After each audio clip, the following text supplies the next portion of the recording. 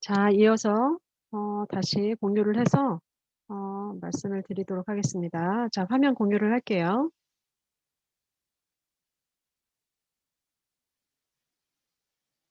자, 그다음 질문으로 가겠습니다. 조금 내려가서. 자, 상향식 도덕. 잠시만요. 조금 옮겨 보고요. 상향식 도덕 학습을 진행하려면 AI의 행동 범위 내의 모든 활동에 정확한 도덕적 정의가 우선되어야 한다고 생각합니다. 자, 요 문장을 먼저 같이 생각을 해 볼까요? 상향식 도덕 학습. 인제 경험으로부터 배우는 그런 학습을 진행하려면 인공지능의 행동 범위 내의 모든 활동에 정확한 도덕적 정의가 우선되어야 한다. 굉장히 새로운 생각이네요. 한번 생각을 같이 해 보겠습니다.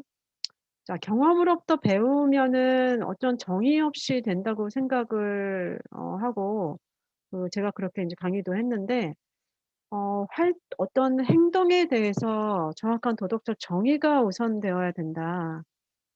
아 정확한 도덕적 정의가 있다면 이것은 아마도 하향식일 거고요. 이러이러한 행동은 이러이러한 도덕적 의미가 있다라는 것을 가리키는 거잖아요, 규칙을.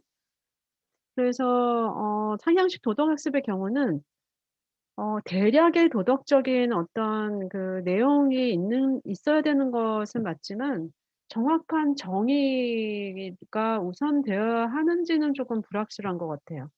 그러니까 어떤 거를 의미하는, 그러니까 어떤 생각을 하는지는 어 쪼끔 추측이 가능한데, 만약에 정확한 도덕적 정의가 모든 우리의 행동에 다 이렇게 주어져 있다면은 그러면은 그것은 하향식이 되거나 아니면 하향식과 상향식이 같이 곁들여진 방식이 될 것 같거든요. 근데 아마도 이런 질문은 그 어떤 도덕 학습에 있어서 우리가 경험으로부터 배울 때, 예를 들면 우리가 어떤 행동을 했을 때 그게 잘못된 행동이라면 주변에서 어른들이 "그렇게 하면 안 돼. 그건 나쁜 행동이야." 이렇게 피드백을 주잖아요. 아마 그런 걸 얘기를 하는 것 같아요. 그러니까 어떤 행동에 대해서 "그게 나쁘다, 좋다."라는 것을 피드백을 줘야 되니까. 그런 의미에서는 지금 이 질문이 이해가 되고 맞는 얘기라고 할 수가 있는데, 그런데 정확한 도덕적 정의라고 하면은 인제 예를 들면 어떤 한 행위는 이렇게 결정이 되는 거잖아요, 하나의 도덕적 정의로. 그렇게 하나로는 안 될 것 같고 여러 가지로 쪼끔 다양하게 패턴이 인식될 정도로만 될 것 같다는 생각이 듭니다. 자, 그다음에 그 뒤에 좀 더 읽어 보면 "사람은 개개인마다 도덕적 관점이 달라서 정의를 내리는 것 또한 문제가 될 것 같은데 이를 해결할 수 있는 방안이 있나요?" 네. 그래서 지금 만약에 이게 하향식이 아니고 쪼끔 아까 얘기한 것처럼 상향식의 경우라면 사람마다 다 약간씩 다르잖아요. 그게 완전히 다르지는 않을 거예요. 약간씩 다른 건데, 우리도 예를 들어서 어떤 행동을 했을 때 엄마는 "괜찮다. 그렇게 해도 괜찮다."고 하고, 예를 들면 아버지는 "아니야. 그렇게 하면 안 되라고 한다면." 그렇게 하는 경우가 있잖아요. 그쵸? 이게 지금 그런 얘기거든요, 쉽게 말하면. 근데 인제 예를 들자면 누구를 때렸을 때 어 엄마가 "그래. 남은 때려도 돼."라고 하고 아버지는 "안 돼." 이러지는 않는단 말이에요. 대략 약간은 뭐 차이가 있을 수 있겠죠. "걔가 먼저 때렸으니까 내가 때렸어."라고 했을 때 엄마는 편을 들어 주지만 아빠는 "그래도 그러면 안 돼."라고 약간 이렇게 의견 차이가 있는 거지, 남을 무조건 때려도 된다라고 가르치지 않듯이 어떤 패턴이 있을 거예요, 어떤 범위 안에서. 그래서 요거를 해결할 수 있는 방안이라기보다는, 만약에 AI든 인간이든 우리도 사실은 여러 가지로부터 배우잖아요. 그러니까 그러니까 AI만 빅데이터로부터 배우는 게 아니라 우리 인간도 빅데이터로부터 사실 배우는 것과 마찬가지인데, 그런 많은 여러 가지 옵션들을 보면서 우리는 대략 파악을 하는 거죠. 아, 누가 나를 지나가다가 어떤 뭐 불안당이 나를 때리려고 했을 때 내가 방어를 하는 의미에서 '그 불안당을 이렇게 좀 막으면서 때려야겠다.'라는 정도의 때림은 허용이 되는구나. 되게 대략 이런 범위를 우리가 그런 패턴을 파악할 수 있는 거죠. 그리고 지금 얘기한 "사람은 개개인마다 도덕적 관점이 달라서 정의를 내리는 것이 문제가 된다." 요거는 요 문제는 상향식보다는 하향식의 문제예요. 그래서 그런 거 같은 경우는 인제 가중치를 주는 방법도 있고 뭐 여러 가지 방식이 있겠죠. 그래서 아마도 요런 문제 때문에 하향식의 한계가 있어서 상향식을 같이 결합해서 사용한다. 이렇게 이해를 하시면 되겠습니다. 자, 그다음 질문. 결국 AI 윤리적 판단을 위해서 우리가 입력한 시스템을 복합적으로 잘 구성해야 한다는 것을 보았습니다. 네, 이게 뭐 인간이든 AI든 뭐 복합적일 수밖에 없겠죠. 우리도 한 가지를 배워서 그것이 모든 상황에 다 적용되는 게 아니라는 거를 점점점 우리가 살아가면서 알게 되잖아요. 결국은 이 빅데이터가 여러 가지 그 기준에 대해서 약간씩은 다른 데이터를 주는데, 하지만 그것이 완전히 중구난방은 아니라는 거. 예, 그런 거죠. 자, 그다음 질문. 아시모프의 로봇공학 3원칙에 대해 만약 로봇에게 지구의 나무를 모두 베어 버리라고 한다면 직접적인 해를 인간에게 끼치는 것은 아니지만 인류의 환경에 큰 영향을 미치는 것인데, 이를 로봇이 인지하고 거부할 수 있는지. 인간이 만약에 그렇게 하라고 하면은 그렇게 하겠죠. 근데 인류의 환경에 큰 영향을 미친다는 거는 또 다른 사람들은 또 판단이 또 다를 수 있어요. 근데 이거를 누가, 그러니까 인간이 중심이 되는 거죠, 결국은. 그래서 '인류의 환경에 큰 영향을 미치니까 안 된다.'라는 판단을 만약에 이 AI에 명령을 내리는 가장 그 윗사람이 그렇게 한다면은 또 그렇게 되는 것이겠죠. 근데 아마 그 AI라는 그 로봇 영화가 있잖아요. 거기서 인제 거부를 하는 장면이 나오는데, 그거는 제가 지금 로봇공학 3 원칙 말고 강의에서 4 원칙을 소개를 해요. 여러분이 다시 한번 들어보시면 나오겠지만, 그 4 원칙을 보면은 인간에게 인류에 해가 되는 경우는 뭐 안 된다 이런 게 있거든요. 그래서 만약에 그 원칙이 들어간다면 그럴 경우에는 로봇이 알아서 거부를 할 텐데, 이게 거부가 아니고 그 로봇공학 4 원칙에 따르는 거기 때문에 엄밀히 말하면 거부가 아니라 그 원칙에 따르는 거라고 생각을 할 수가 있겠죠. 자, 그다음 질문. 자, 개인적으로 인공지능의 도덕성은, 자, 상향식으로 학습시키는 것이 하향식보다 좋다고 생각합니다. 이미 정한 도덕 이론을 통해서 행동으로 산출하는 방식은 점진적으로 학습하고 다양한 변수를 학습하며 많은 데이터를 얻을 수 있는 상향식보다 미래지향적이지 않다. 아. 상향식이 낫다. 무슨 얘기인지 알겠어요. 더 다양한 것들을 학습할 수 있는 방식이 상향식이다라는 거죠. 예, 그렇게 될 수도 있는데, 이게 아까 앞쪽에서도 제가 어떤 질문에 대답을 했지만, 상향식과 하향식은 어떤 것이 더 우수하다 아니다를 비교를 하기가 어려운 거예요. 짜장면과 짬뽕이라고 제가 이렇게 비교를 했듯이, 그 상향식이 잘하는 분야가 있고 하향식이 잘하는 분야가 따로 있어요. 그래서 사실 이것이 서로 도와야지만 이게 도움이 되는 것이고, 그리고 예를 들면 어떤 특정한 로봇은 원래 모든 걸 다 잘하기보다는, 현재의 로봇들은 특정 기능들을 이렇게 수행하는 로봇들이 많잖아요. 그래서 특정 기능에는 상향식이나 하향식 둘 중에 어느 게 더 잘 어울리냐 이렇게 봐야 되는 거고, 상향식 전반적으로 아니면은 하향식 전반적으로 더 우수하다 아니다 이렇게 비교할 수 있는 경쟁 상대는 아니라고 생각을 하시면 됩니다. 하지만 지금 여기 자기의 의견을 이렇게 올린 거는 굉장히 좋은 것 같아요. 그러니까 점진적이고 다양한 변수를 학습할 수 있는 거는 그 하향식 상향식, 지금 여기 잘못 쓴 거죠? 상향식보다 미래지향적이지, 네, 상향식보다 미래지향적이지 않은 부분이 그렇게 생각할 수도 있을 것 같아요. 네, 좋은 포인트인 것 같습니다. 자, 그다음. 카카오 알고리즘의 기본 원칙들을 보면서 꼭 필요한 원칙들이 잘 들어가 있다고 생각했습니다. 하지만 약간의 의문점은 모든 회사의 알고리즘은 나쁜 의도로 만들어진 적이 없고 원칙들이 없던 것도 아니라고 생각했는데 문제는 계속 발생한다. 아무리 좋은 의도로 알맞은 원칙들에 의해 만드는데도 꾸준히 문제가 발생하는 근본적 이유는 무엇인지 고민하게 되었습니다. 굉장히 좋은 고민인 것 같아요. 이런 고민을 가지고 만약에 AI를 만든다면 또 약간 다른 AI가 나올 것 같아요. 나쁜 의도로 만들어진 적이 없죠. 그쵸. 그렇긴 한데 우리가 지금 AI에서 사용한 잠시만요. 지금 이게 클릭이 잘못됐는데 다시 한번. 자, 나쁜 의도로 만들어진 적은 없지만 어떤 점을 생각하면 되냐면은 그러면은 나쁜 요소는 어디서 들어오느냐가 좀 궁금한 거잖아요.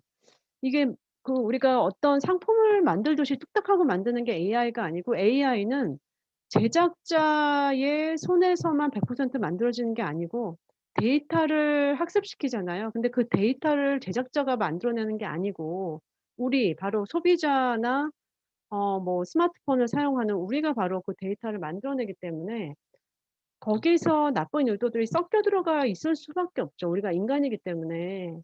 그래서 문제는 발생할 수밖에 없다는 거죠.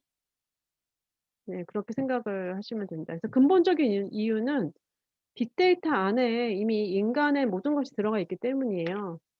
근데 인제 인간은 사실은 어떻게 좋은 것만 나오겠어요? 네, 여러 가지가 나오기 때문에 그런 것들을 완전히 걸러내는 게 적절하느냐? 또 그렇지가 않아요. 예를 들면은 어떤 표현, 어떤 예를 들면 텍스트 하나가 의미하는 것이 그 자체로 나쁘다 좋다 이렇게 얘기할 수 없는 것들이 많거든요. 그쵸? 그리고 인제 어떤 하나의 단어 자체가 나쁜 게 아니라 그것이 쓰이는 맥락이 나쁜 경우가 있고 아무리 좋은 뜻이라 할지라도. 그래서 굉장히 좀 복잡하죠. 이 의미를 전달하는 그 텍스트를 만약에 가지고 인공지능을 만든다는 것이. 그래서 사실은 우리가 이루다에 대해서 예전에 같이 이야기도 했지만 이루다 같은 경우는 챗봇이잖아요. 챗봇은 텍스트를 다루는데 그 텍스트에 예를 들면은 어떤 게 있을까요? 예를 들면은 뭐 "중요하다."라는 단어라고 한다면 중요하다라는 단어는 사실은 주제 중립적이에요. 그러니까 주제 중립적이란 말은 나쁜 의미다 뭐 좋은 의미다 이게 아니고 중립적이라는 건데 그럼에도 불구하고 중요하다라는 말을 나쁘게 사용을 할 수가 있잖아요, 어떤 맥락에서는. 그래서 그런 것들은 그렇다고 해서 중요하다라는 말을 그냥 아예 그러면 다 삭제를 한다? 그렇게 되면 우리가 그 주제 중립적으로 중요하다라는 단어를 혹은 다른 단어들을 쓸 수가 없게 되니까 그렇게 할 수가 없는 거죠. 그래서 인간이 사용하는 텍스트나 말, 언어 요런 것들이 가지는 근본적으로 맥락에 따라 달라지는 점이 그런 것들을 인제 꾸준히 문제가 발생하게 만드는 이유라고 할 텐데 그렇다고 우리가 언어를 사용하지 않을 수는 없고 또 우리가 언어를 사용할 때 그런 것들을 또 데이터로 해서 인공지능을 만드는 거니까 예 꾸준히 문제가 발생할 수밖에 없다고 생각을 하시면 될 거예요. 완벽하게 문제가 없는 인공지능은 없다. 하지만 다만 '완화시키는 것이 중요하다.' 이렇게 생각을 하시면 될 것 같습니다. 자, 그다음 질문. 자, 하향식 인공 도덕성 구현을 인간으로 따지면 주입식 교육이라 생각되는데 재밌는 비유네요. 사고가 없는 로봇의 경우 하향식 접근법에 있어서 오류가 생겨날 수 있나요? 자발적으로 그렇지 않다면 데이터 저장 방식이라고 생각되는데 이것을 인공지능 접근으로 분류한 이유는 무엇인가요? 무슨 얘기인지 알겠어요. 주입식 교육이고 그냥 이런 규칙들을 저장하는 거 아니냐 이런 거죠? 오류가 생겨날 수 있는 경우는 그러니까 지금 주입식 교육, 데이터 저장 이런 비유가 굉장히 좋은데 어떤 식으로 생각하면 되냐면 3단 논법 아시죠? 예를 들면 소크라테스는 인간이다. 인간이면 죽는다. 그러므로 소크라테스 죽는다. 이게 바로 인제 일종의 규칙에 의한 추론이라고 할 수 있는데 만약에 여기서 오류가 생겨날 수 있는 방식은 뭐냐 하면 지금 제가 "인간은 죽는다." 그다음에 "소크라테스는 인간이다."라는 규칙을 얘기를 했잖아요. 그런 규칙 중에 하나가 오류일 경우에는 결과도 오류가 생겨날 수 있겠죠. 만약에 소크라테스가 인간이 아닌 경우, 모든 인간들이 죽지 않고 만약에 한 사람이라도 죽지 않는 경우, 만약에 그런 경우가 있다면 오류라고 할 수가 있겠죠. 데이터 저장 방식이라는 것은 아마도 규칙을 저장한다고 얘기를 하는 것 지금 생각을 했던 것 같은데, 이렇게 해서 만들어진 컴퓨터가 기존의 컴퓨터예요. 우리가 사용하는 컴퓨터거든요. 그래서 이것도 이렇게 해서 만들어진 인공지능도 있다는 얘기죠. 그 인공지능이 요즘에 개발되는 것만 인공지능이 아니고 예전부터 있던 컴퓨터가 다 인공지능으로 얘기가 되기 때문에 보통 이렇게 접근으로 학습법이죠. 접근이라기보다는 인공지능 설계, 그러니까 인공지능을 만드는 그 학습법으로 분류가 된다고 할 수가 있습니다. 자, 그다음.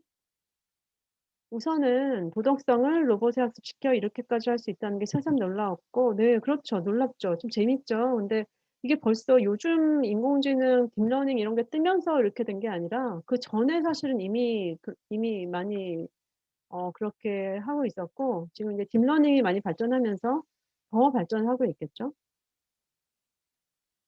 네네. 그래서 그 점은 인정하고 계속 한계점을 발전시키면 어떨까. 네, 그런 식으로 네, 계속 발전되고 있습니다.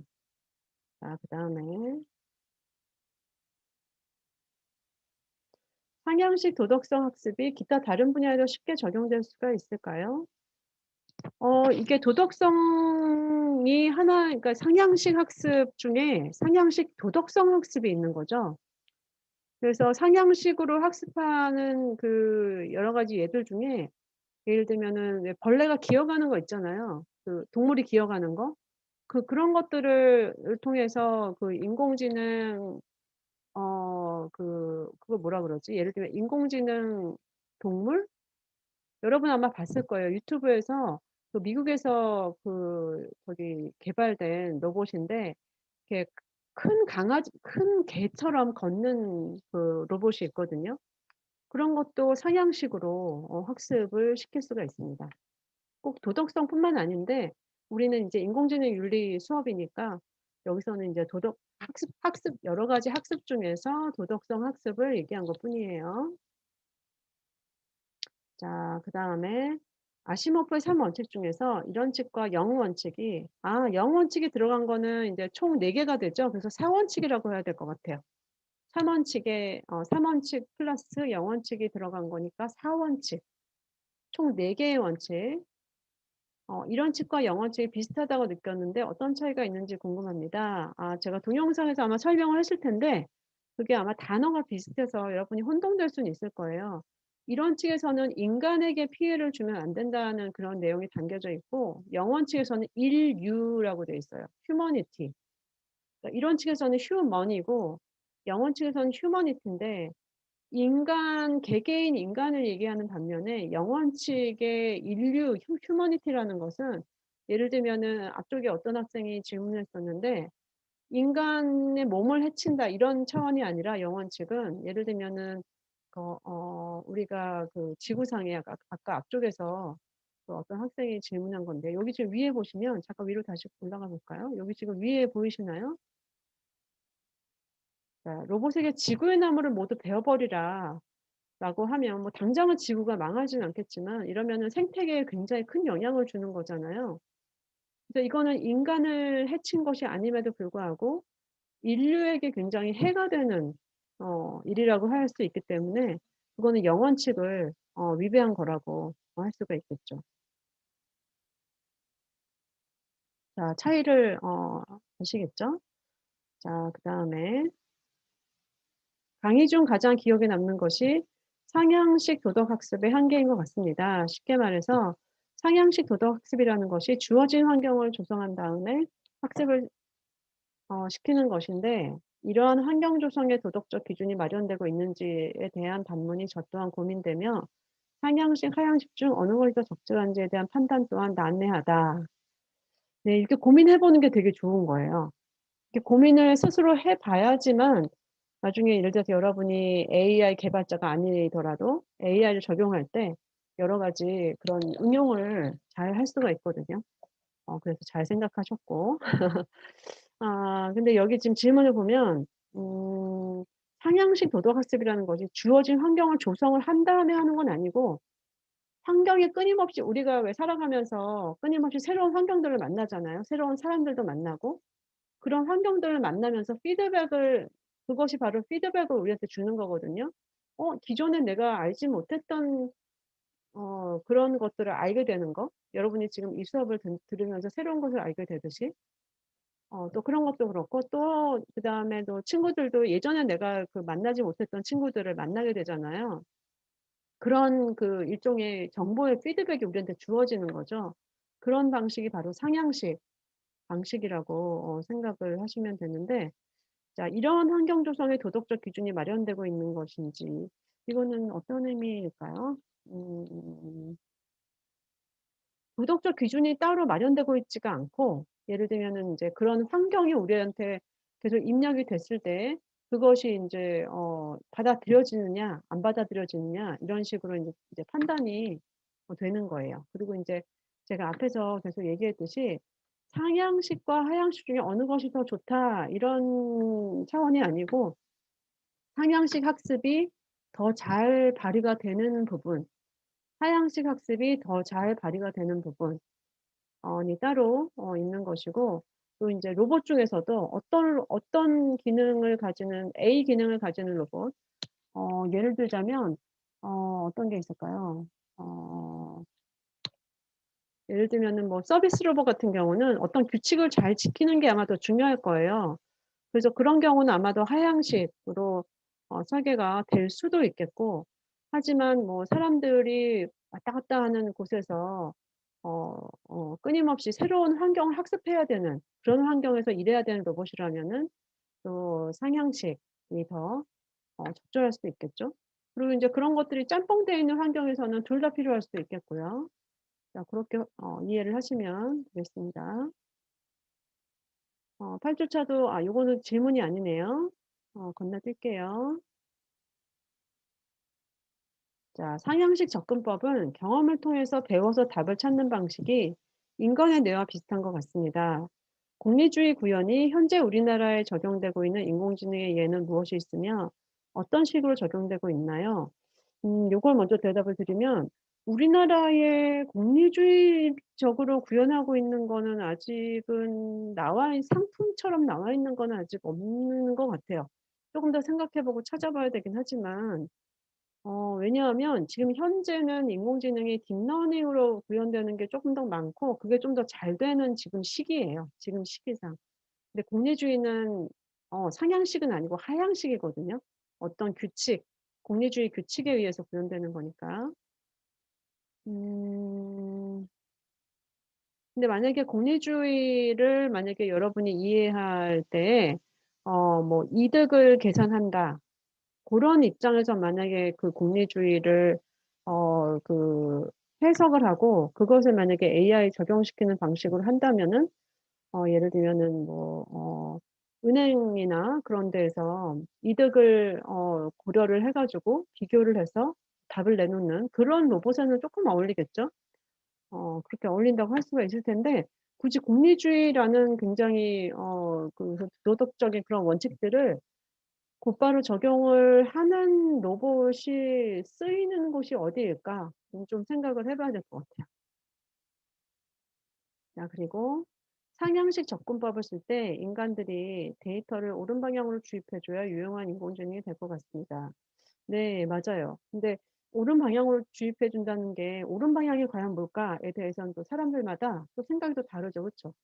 우리가 공정성이라는 게 요즘에 화두인데 사회에서 공정성이라고 다 똑같이 그 언어를 얘기를 하지만 다 다른 생각들을 약간씩 그 내용이 약간 다르거든요. 근데 이게 사실은 쉬운 문제가 아니죠. 그죠? 자 그다음에 이렇게 지나가고 자 이번 주 강의는 트롤리 딜레마에 대해서 생각나는 부분인 것 같습니다. 어떻게 생각나는지 더 써 줬으면 좋았을 뻔했어요. 어떻게 접목이 될지. 트롤리 딜레마는 이거냐 저거냐였는데 그럴 때 선택하게 하는 것이 상향식이냐 하향식이냐 뭐 그런 걸까요? 어쨌든 여러분이 이렇게 이전에 가지고 있던 그 배웠던 거와 또 새로운 거를 접했을 때 그걸 이렇게 연결하는 그런 생각으로부터 창의적인 게 나온다고 하더라고요. 그래서 요런 것이 생각날 때 어떤 점에서 트롤리 딜레마와 관련이 되는지를 좀 이렇게 정리하는 습관을 들이면 남들이랑 다른 생각들을 할 수가 있어요. 그래서 제가 적극적으로 생각을 많이 고민을 스스로 많이 할 줄 알아야지만 자기주도적이 되고 창의적이 될 수가 있거든요. 또 창의성이 어떤 뭐 특정한 무슨 방법으로 생겨나는 게 아니라 또 그렇게 해 보시면 좋겠습니다. 자, SJU라고 쓴 사람이 있어요. 이건 뭐죠? 자, 그다음에 요번 강의에서는 이거 좀 길게 쓰셨네요. 저도 위에 올라갈게요. 자, 좀 내려보겠습니다. 요번 강의에서는 도덕적 로봇을 만들기 위해서 도덕적 지능을 어떻게 구성할 수 있는지에 대해서 배울 수 있었습니다. 지능을 구성하는 즉 정보를 처리하는 방법은 두 가지가 있는데 정리를 해 줬군요. 좋습니다. 바로 하향식 방법과 상향식 방법입니다. 하향식 설계법은 이론이나 규칙을 통해 학습하는 방법으로 아시모프의 도덕 3원칙, 의무론 공리주의 등을 예로 들 수 있습니다. 상향식 설계법은 현실적이고 경험적인 방식으로 규칙이 없다는 것이 특징입니다. 인간이 경험을 통해 학습하며 사고하는 방식을 점차 다양화시키는 것처럼 신경망을 통해서 일련의 판단에서의 올바른 결정을 내릴 때마다 그 부위의 연결 상태를 강화하고 이를 통해 전체 연결망을 스스로 굉장히 기네요. 스스로 변화시키는 것이라고 할 수 있습니다. 현재 인공지능에 널리 쓰이는 딥러닝이 이에 해당한다고 할 수 있습니다. 수업을 듣고 나서 느낀 것은 어디에나 이제부터 생각인 것 같은데 100% 적용되는 것은 없다는 것입니다. 네, 맞아요. 하향식 방법은 오래전에 생각되었던 개념이니만큼 계속해서 진화하는 현재 인공지능 분야에 적용하기에 한계점이 있고 상향식 방법도 개선된 방식이지만 기준을 어떻게 설정할지 실질적으로 구현이 되었을 때 인간이 사고하는 바처럼 로봇도 사고하는지와 같은 의문점을 낳기 때문에 각각의 단점을 상호 보완하는 것이 좋은 결과를 도출해낼 수 있을 것이라는 생각이 들었습니다. 생각을 잘 정리해 줬어요.